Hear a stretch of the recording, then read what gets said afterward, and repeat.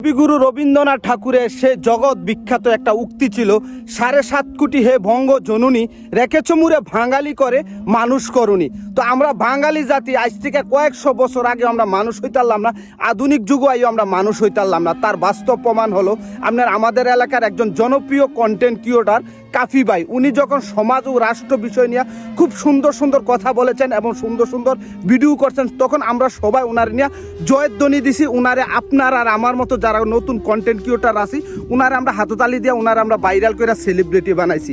যখন ওনার সামান্য একটু ভুল হয়েছে, মানুষ মাত্রই ভুল ত্রুটি হয়, শয়তানের ভুল হয় না, মানুষের ভুল হয়। যখন উনি সামান্য একটু ভুল করছে, তখন আমরা ওনারে নিয়ে এত সমালোচনা, এত নিকৃষ্টভাবে ওনারে নিয়ে আমরা সকলে ভিডিও করে ওনারে এতটুক অপমান করছি, যা আপনার আর আমার মতো যারা নতুন ফেসবুক কন্টেন্টের কাজ করতেছি, আমরা জাতি হিসাবে আমাদেরকে ধিক্কার জানাইতেছি। দেখেন, বাঘ ভাল্লুক বা হিংস্র প্রাণীগুলা তারা তাদের স্বজাতির মাংস খায় না, কিন্তু আমরার মতো যারা আমরা নতুন কন্টেন্ট ক্রিয়েটর আছি, যারা আমরা ফেসবুক প্ল্যাটফর্মে কাজ করি, আমরা আমাদের স্বজাতি ভাইদেরকে নিয়ে এতটুক নিকৃষ্ট এবং ঘৃণিতভাবে সমালোচনা করি, যার কারণে একজন কাফি ভাইয়ের মতো একজন সমাজে পরিচিত ব্যক্তি, উনি আজকে সমাজে মুখ দেখানো বা চলাফেরা করতে উনি নিজের লজ্জা বোধ করে।